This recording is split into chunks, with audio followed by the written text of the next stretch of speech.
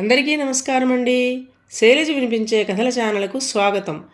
ఈరోజు జొన్నలగడ్డ మార్కండేయులు గారు రచించిన పంచభూతాల సుందరకాండ అనే కథను విందాం. ఈ కథ 1996 సెప్టెంబర్ చందమామలో ప్రచురింపబడింది. సుందర రూపం.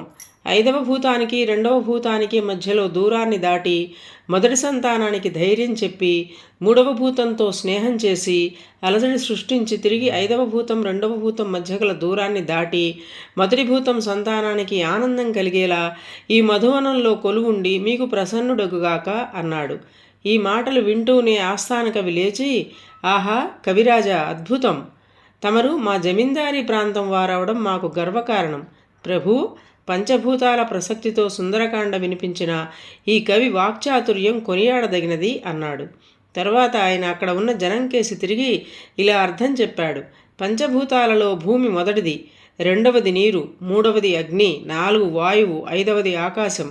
4వ భూతమైన వాయువు కుమారుడు ఆంజనేయుడు 2, 5 భూతాల మధ్య అంటే సముద్రపు నీరు ఆకాశానికి మధ్య ఎగురుకుంటూ లంక చేరుకొని మొదటి భూతం సంతానం అంటే భూపుత్రి సీతను ఓదార్చి 3వ భూతం అంటే అగ్ని సహాయంతో లంకను కాల్చి మళ్ళీ భూమికి ఆకాశం మధ్యగా ఎగురుకుంటూ వచ్చి వాలిదైన మధువనం లాంటి ఈ మీ వనంలో కొలువుంటాడు, మీకు ప్రసన్నుడవుతాడు అని సుందరకాండ ప్రశంస చేశాడు.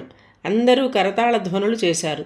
జమీందారు ఆ వ్యక్తిని సమీపించి, మహాకవి, ఆ మారుతే స్వయంగా మీ నోట సుందరకాండ ప్రశంస చేయించి తిరిగి రాయమని మీకు కర్తవ్యం బోధించాడు. రాజులు రాజ్యాలు పోయినా కవులు చిరస్మరణీయులుగా ఉండిపోతారు. మీ కావ్యరచనతో పాటు నా పేరు కూడా చిరస్థాయిగా అవుతుంది. ఈనాటి నుంచి మిమ్మల్ని మారుతి కవిగా పిలుస్తాం.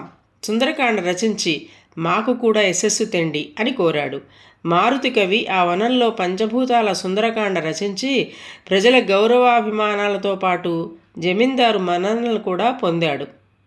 ఈ కథ మీకు నచ్చినట్లయితే లైక్ చేయండి, షేర్ చేయండి, కామెంట్ చేయండి, సబ్స్క్రైబ్ చేసుకొని నన్ను ఎంకరేజ్ చేయండి. నమస్కారం అండి.